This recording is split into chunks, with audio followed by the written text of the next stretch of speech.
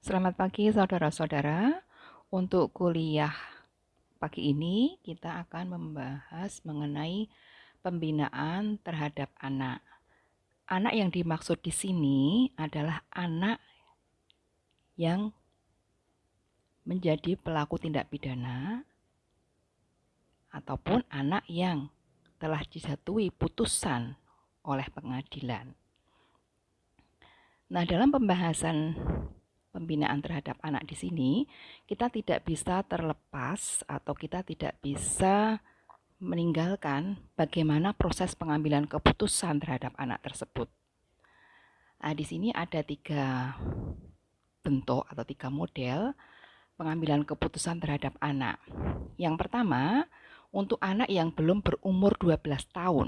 Nah, di sini ketentuannya selain mengacu pada Undang-Undang SPPA, juga pada Peraturan Pemerintah Nomor 65 Tahun 2015. Kemudian, anak yang berumur rentang 12 tahun tetapi belum berusia 14 tahun. Nah, di sini ada 2 kemungkinan yang bisa dilakukan oleh penegak hukum terhadap anak tersebut, yaitu perkaranya bisa diproses diversi ataupun bisa juga diproses di pengadilan. Kemudian untuk anak yang berumur 14 tahun sampai dengan anak yang berumur sebelum 18 tahun. Nah, di sini untuk proses pemeriksaannya bisa dilakukan sama dengan anak yang berumur antara 12 tahun sampai sebelum 14 tahun, jadi dengan proses diversi, ataupun bisa juga perkaranya diperiksa di pengadilan. Namun, untuk 2 hal ini nanti bentuk putusannya yang berbeda. Untuk pengambilan keputusan terhadap anak yang belum berumur 12 tahun, maka di sini ada 3 komponen yang berperan dalam proses pengambilan keputusan tersebut, yaitu ada penyidik, kemudian pembimbing kemasyarakatan dari instansi Bapas, dan pekerja sosial profesional dari dinas sosial.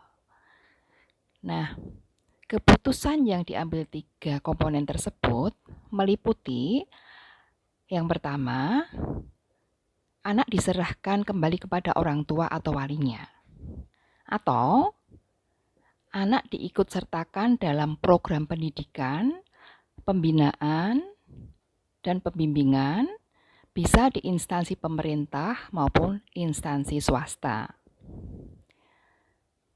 Nah, untuk pengambilan keputusan tersebut, di sini pihak-pihak pengambil keputusan itu harus memperhatikan kepentingan dari si anak, kemudian kelangsungan hidup dan tumbuh kembang anak, hasil pemeriksaan yang dilakukan oleh penyidik, kemudian laporan penelitian kemasyarakatan yang dibuat oleh petugas PK, dan laporan sosial yang dibuat oleh pekerja sosial profesional. Dalam hal anak diserahkan atau dikembalikan kepada orang tua atau walinya, maka di sini harus memperhatikan persyaratan adanya kesediaan orang tua atau wali untuk mendidik, merawat, membina maupun membimbing si anak. Kemudian juga harus ada pernyataan kesediaan si anak untuk mau dikembalikan kepada orang tua atau walinya. Kemudian juga ini mendasarkan pada rekomendasi dari petugas PK. Nah, dalam hal anak diserahkan kepada satu lembaga tadi, apakah itu lembaga pemerintah atau swasta. Nah, ini biasa disebut dengan instansi LPKS ya, Lembaga Penyelenggara Kesejahteraan Sosial. Nah, ini juga mendasarkan pada penelitian kemasyarakatan yang dibuat oleh petugas PK dari Bapas tadi. Nah, adapun tindakan yang akan dilakukan oleh LPKS itu berupa program pendidikan yang meliputi pendidikan formal, kemudian bisa juga kejar paket A, ataupun pendidikan layanan khusus. Nah, dalam hal LPKS ya, tidak menyelenggarakan program-program tadi, maka bisa dipanggilkan guru ke lembaga tersebut atau anak dititipkan ke sekolah terdekat. Kemudian adanya program pembinaan terhadap anak. Nah, ini dimaksudkan supaya anak tidak kembali melakukan satu tindak pidana. Kemudian juga ada program pembimbingan yang dimaksudkan untuk tujuan memberikan satu keterampilan. Baik pembinaan dan pembimbingan yang dilakukan oleh LPKS tadi itu meliputi pembinaan keagamaan, pembinaan intelektual dan perilaku, kemudian juga pembinaan keterampilan maupun kemandirian, juga di sini ada pembinaan kesehatan jasmani dan rohani. Nah, kesemua bentuk pembimbingan dan pembinaan ataupun pendidikan yang diberikan oleh LPKS tadi itu tetap harus memperhatikan atau disesuaikan dengan kebutuhan dan umur si anak. Nah, jadi tadi ketika komponen tadi mengambil keputusan, kemudian nantinya penyidik akan memberitahu kepada pengadilan negeri untuk dibuatkan penetapan terkait dengan hasil keputusan tersebut. Untuk pengambilan keputusan terhadap anak yang berumur 12 tahun sampai dengan anak yang berumur sebelum 14 tahun, maka di sini bisa dilakukan proses diversi. Nah, proses diversi ini akan dilakukan pada tahap penyidikan, penuntutan maupun proses pemeriksaan di pengadilan negeri.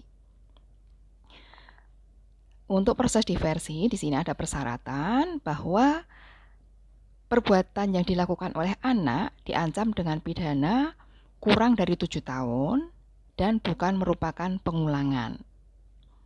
Nah, di sini juga ada persyaratan bahwa usia anak itu sudah 12 tahun.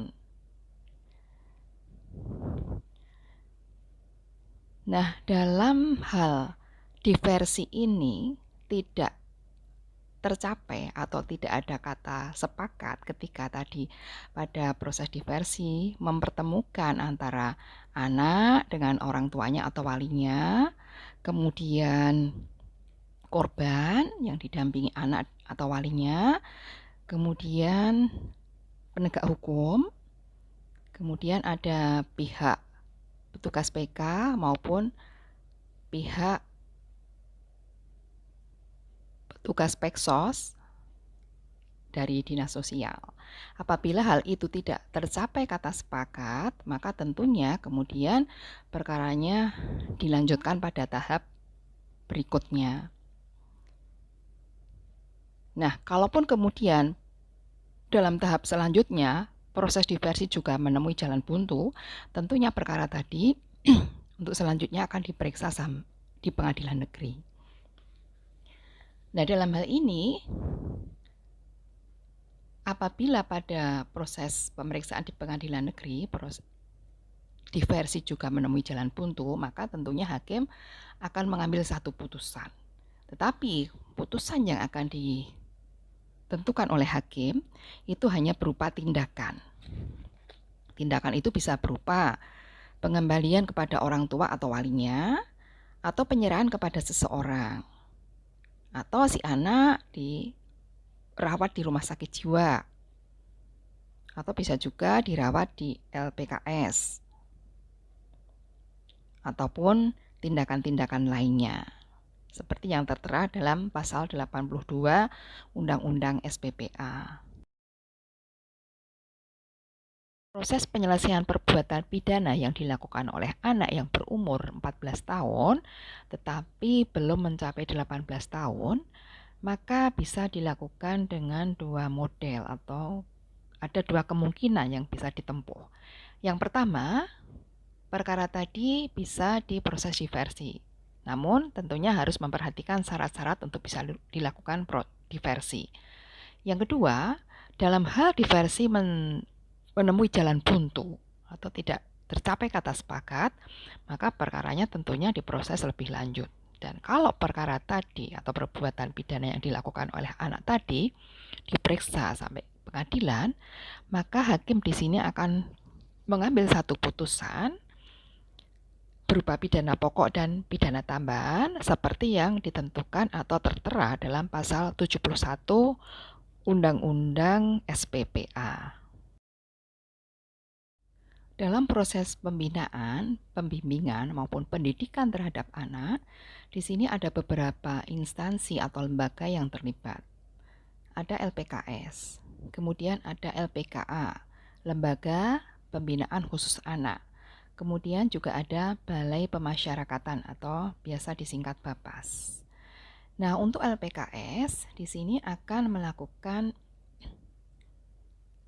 pendidikan, pembimbingan maupun pembinaan terhadap yang pertama, tadi anak yang belum berumur 12 tahun dalam hal orang tua atau walinya tidak bersedia untuk mendidik si anak. Maka kemudian keputusan yang akan diambil di si anak akan diserahkan kepada LPKS.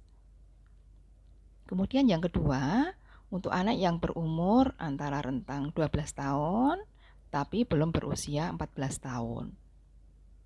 Nah, dalam poin ini tadi ada putusan hakim yang berupa tindakan. Salah satunya kemungkinan si anak diserahkan kepada satu lembaga yaitu LPKS. Kemudian LPKS juga menyelenggarakan tadi pendidikan, pembimbingan maupun pembinaan terhadap anak yang berumur 14 tahun tetapi belum berusia 18 tahun. Nah, perkara atau perbuatan yang dilakukan oleh si anak diperiksa oleh hakim dan putusan hakim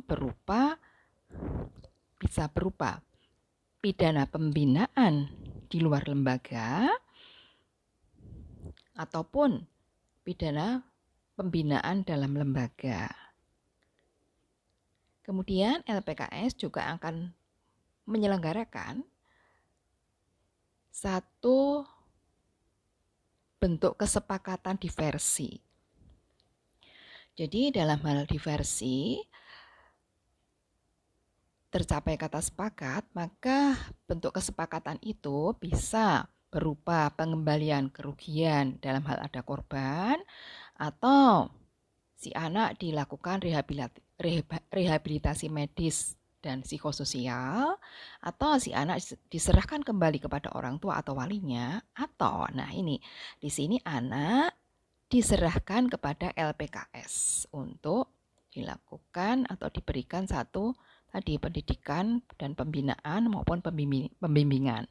Nah, di sini kegiatan tadi di LPKS paling lama 3 bulan.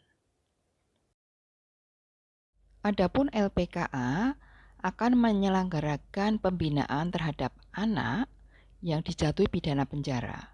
Jadi anak di sini berumur 14 tahun tetapi belum berusia 18 tahun. Kemudian perkara atau perbuatan yang dilakukan oleh anak tadi diperiksa oleh hakim, putusannya berupa pidana penjara. Maka pelaksanaannya atau penempatan si anak tadi adalah di LPKA. Nah, kemudian untuk instansi BAPAS akan menyelenggarakan pembimbingan terhadap anak yang dijatuhi pidana dengan syarat dan anak yang dijatuhi pidana pengawasan. Nah, untuk pidana dengan syarat di sini akan dijatuhkan oleh hakim untuk pidana penjara paling lama 2 tahun. Nah, di sini ada syarat umum maupun syarat khusus yang akan dipatuhi oleh anak. Jadi dalam kurun waktu tertentu, anak harus mematuhi syarat umum maupun syarat khusus. Untuk syarat umum, di sini anak tidak melakukan tindak pidana lagi. Sedangkan syarat khusus akan ditentukan oleh hakim berupa satu perbuatan-perbuatan tertentu yang harus dilakukan ataupun tidak dilakukan oleh si anak.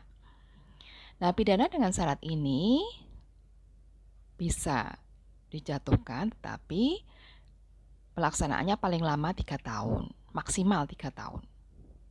Nah, kemudian untuk pembimbingan dan pengawasan yang menyelenggarakan adalah Bapas. Jadi untuk pembimbingan diselenggarakan oleh Bapas, demikian juga untuk pengawasannya dilakukan oleh Bapas. Sedangkan untuk pidana pengawasan, di sini kurun waktunya paling singkat 3 bulan dan paling lama 2 tahun. Nah, untuk pembimbingan tadi dilakukan oleh Bapas, oleh instansi Bapas, tapi yang melaksanakan adalah petugas PK.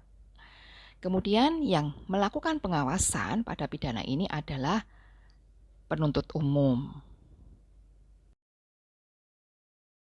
Untuk tahapan-tahapan pembimbingan dan pembinaan meliputi tahap awal, tahap lanjutan, dan tahap akhir.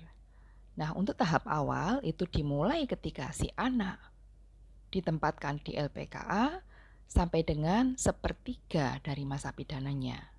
Sedangkan untuk tahap lanjutan dimulai setelah berakhirnya tahap awal sampai dengan masa 2/3 dari pidana si anak. Dan tahap akhir dimulai sejak selesainya tahap lanjutan sampai dengan berakhirnya masa hukuman si anak. Nah, untuk pengalihan pembinaan dari tahap 1 ke tahap yang lainnya, di sini ditentukan melalui sidang tim pengamat pemasyarakatan. Adapun bentuk pembinaan dan pembimbingan untuk anak berupa pembinaan dan pembimbingan kepribadian dan kemandirian yang meliputi pendidikan formal, kemudian juga pendidikan budi pekerti, pendidikan agama, kemudian kesadaran hukum, juga pemberian keterampilan dan pemberian latihan kerja kepada anak. Nah, sekilas tadi kita sudah membahas mengenai pembimbingan dan pembinaan terhadap anak.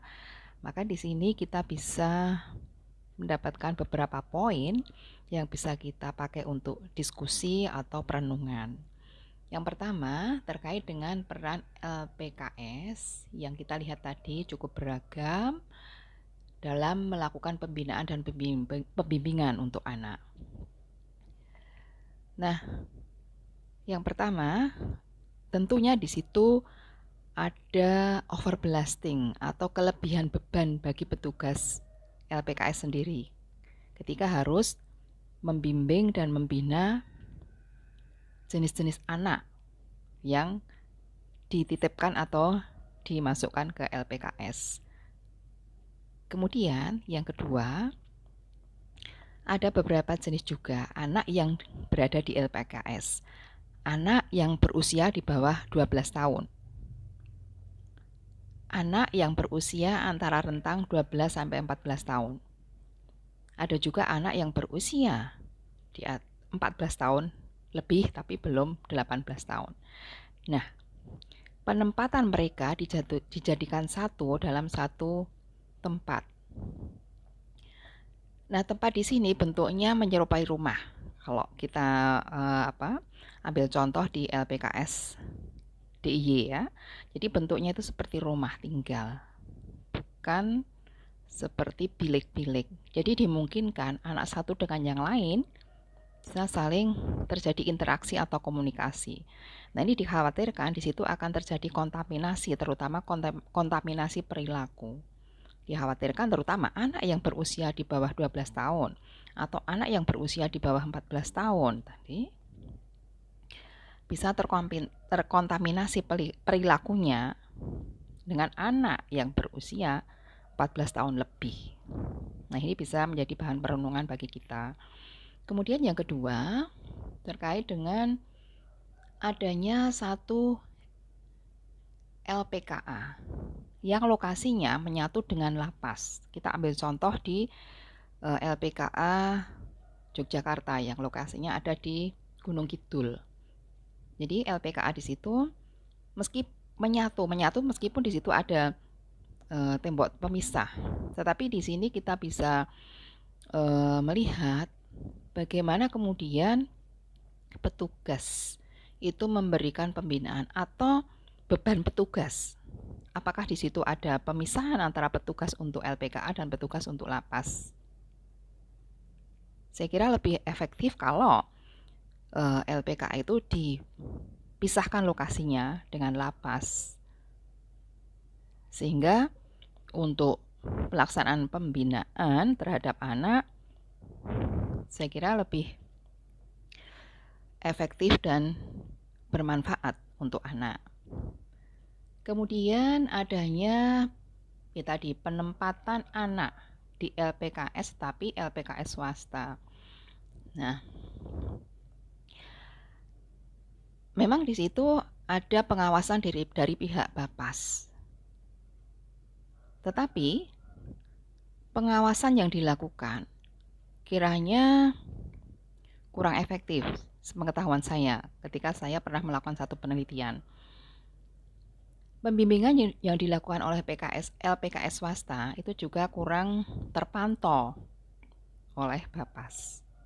Karena kurang waktu pengawasannya itu sebulan sekali. Dan pernah terjadi suatu ketika anak yang ditempatkan di LPKS swasta justru melakukan pengulangan satu tindak pidana yang semula tindak pidana pencabulan, kemudian melakukan satu tindak pidana pelanggaran undang-undang narkotika.